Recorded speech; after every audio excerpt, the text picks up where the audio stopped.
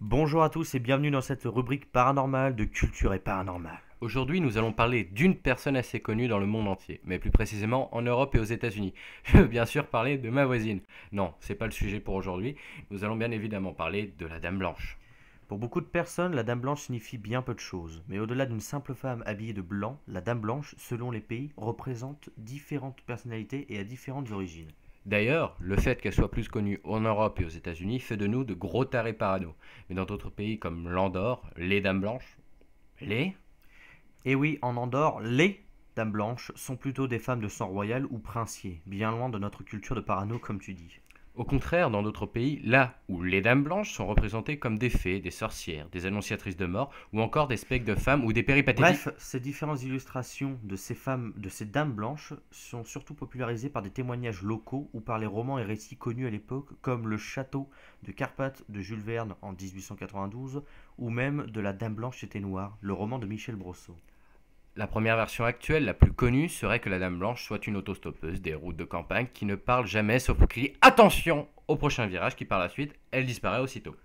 Mais faites gaffe, on dit que laisser la Dame Blanche en plan sur le bas-côté de la route peut la convaincre d'avoir ou de causer un accident mortel aux occupants du véhicule à ce fameux prochain virage. Une autre version serait que ce soit un fantôme qui hanterait certains châteaux. Selon les légendes locales, elle apparaîtrait dans le château de Trécesson, dans le Morbihan. Il y a aussi un mythe, et qui je pense est le plus connu, et bien celui où si on répète 3 fois Dame Blanche à minuit devant un miroir, on verra celle-ci apparaître debout, mais je ne ferai pas le test pour vous, et je ne vous conseille pas de le faire. Ensuite, à l'origine, la Dame Blanche était plutôt un fantôme errant dans un château et attaché à une famille. Ainsi, les tout premiers témoignages de la Dame Blanche viennent d'Allemagne. Je m'excuse d'avance pour les prononciations des noms en allemand. Où l'on dit que la Dame Blanche est en fait la fée Mélusine.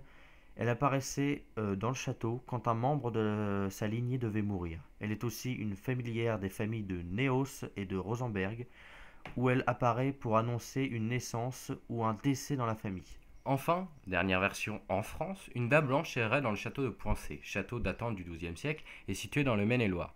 Elle serait le fantôme d'une femme qu'un mari jaloux aurait emmurée vivante au château, en l'attachant sur une chaise devant une table où étaient posés des couverts d'argent. D'ailleurs, le marquis de Prox, qui vivait là au XVIIIe siècle, nota dans ses chroniques que l'on avait retrouvé dans une pièce le squelette d'une femme, tout y était, la table, la chaise et les couverts en argent. Maintenant, nous allons parler des témoignages. Le premier est la Dame Blanche de Charperlan dans l'Isère. Je citerai celui en premier car il vient d'un médecin, personne qui a priori a la tête sur les épaules et qui a les pieds sur terre. Donc ce témoignage date de 1977. Ce médecin rentre un soir chez lui. Sous une pluie battante, il voit au bord de la route une jeune femme vêtue de blanc. Il s'arrête et lui propose de la ramener chez elle. Elle accepte et après avoir indiqué son adresse, elle ne dit plus un mot. Elle reste très silencieuse jusqu'au moment où il passe sur le pont du Furet. À cet instant, elle se montre très agitée et effrayée. Arrivé à la destination, le médecin lui prête son parapluie et attend qu'elle lui ramène. Ne la renvoyant pas revenir, il va sonner à la porte, un couple lui ouvre et raconte son histoire, et décrit la jeune fille. Le couple, visiblement très ému, lui apprend alors qu'il s'agit de leur fille unique, mais que celle-ci serait morte en moto au pont du Furet des années auparavant. Un autre témoignage qui parle de la Dame Blanche de Palavas dans l'Hérault. Ce témoignage date de 1981. Un soir, 4 amis rentrent chez eux à Montpellier. Ils sont au Palavas quand, aux alentours de minuit, ils voient une femme vêtue de blanc au bord de la route. Ils s'arrêtent et lui proposent de l'amener à Montpellier. Elle accepte d'un hochement de tête et monte à l'arrière du véhicule entre deux passagers. À peu près 1 kilomètre plus loin, alors que jusque-là elle restait très silencieuse, elle se met à crier attention au prochain virage. Le conducteur ralentit et passe le virage sans encombre. C'est alors que ses passagers se mettent eux aussi à crier car la femme a brusquement disparu sans laisser de traces alors que la voiture roulait fenêtre fermée et qu'elle était coincée entre les deux passagers arrière. La Dame Blanche bien sûr. Les 4 amis, assez secoués, on le saurait aussi, vont tout raconter à la police. Celle-ci est d'abord sceptique et croit plutôt à une plaisanterie de mauvais goût. Mais ensuite, les policiers furent convaincus de la bonne foi des témoins, car après plusieurs auditions, les 4 amis déclarent toujours la même chose et ne se sont jamais contredits. Aujourd'hui, ils évitent de parler de cette histoire. Voilà, j'espère que cette petite analyse de la Dame Blanche vous a plu. Et pour vous illustrer les témoignages en question, nous allons vous faire un petit passage, après évidemment la petite pub, nous allons vous faire un petit passage d'une vidéo qui se passe au Portugal, Et donc, voilà. J'espère que ça vous a plu. Et si c'est le cas, laissez un pouce bleu à la vidéo, commentez, partagez-la et n'hésitez pas à vous abonner, ça nous fera très plaisir. Donc à la prochaine. Et n'oubliez pas, surtout, nous avons une page Facebook. Elle est là, mais voilà, c'est pas pour rien. Voilà. Donc j'espère que vous porterez bien jusque-là, comme ça, vous pourrez regarder la suivante. Hé hé, moi à la prochaine. Ciao. Olha, meu.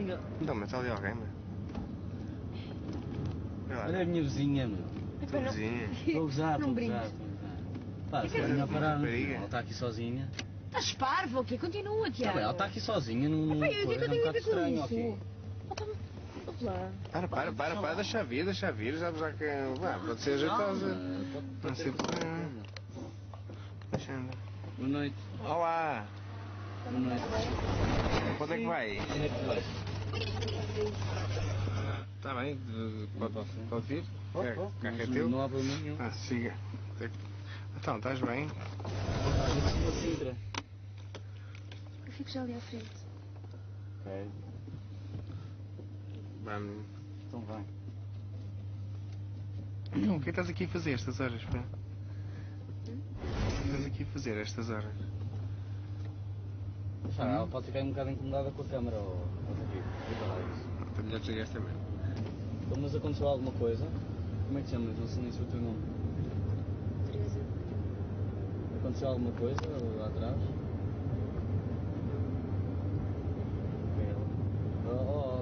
Estás com essa merda ligada outra vez, não estás? Pá, David. Desliga lá isso. Mas tens a certeza que estás bem? Não queres beber nada? Há ali água? Hã? Há ali água, queres beber alguma coisa? Está tudo bem? Quero ficar assustado. Estou a tentar perceber o que é que se passa. E razão.